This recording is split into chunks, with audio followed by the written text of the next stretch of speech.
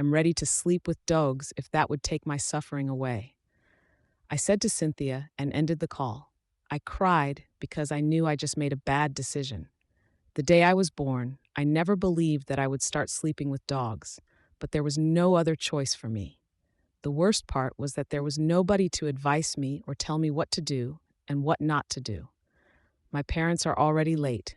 I went back to Cynthia's house, and the next morning, she told me that I made the right decision to suit by taking that dog business. You will not regret it, Cynthia says. She told me that after today, my life would change for good and my suffering would be gone. I smiled, but the smile was not real. She gave me food and told me to get ready because tomorrow she will be taking me to her clients who will pay me to stay with their dogs. I ate the food and slept. Then the next morning, she woke me up and gave me a dress, a very short dress. I followed her to her car and she took me to a location, a well-built mansion. It was not just a mansion. It looked like a museum, but not a museum. They were tall men standing and guarding the gate. Cynthia spoke with the men, and they opened the gate for us. We drive into it. Then we enter the main building. It was a very big and confusing place to be. We went to the living room where a man sat like a king. Then two other men sat beside him. Cynthia went ahead and began speaking with the man. I could clearly hear them. This is the girl I told you about, Cynthia says to the man.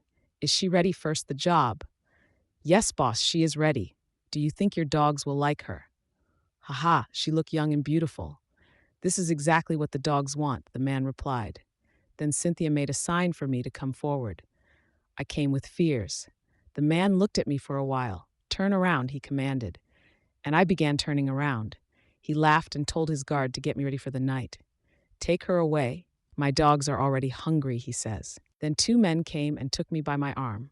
I look at Cynthia and she says silently, Go, girl. The men took me to a room that was empty, just a bed alone.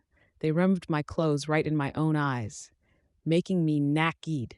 I thought they wanted to sleep with me, but no, they didn't. They left me and went out of the room. I sat alone with no clothes.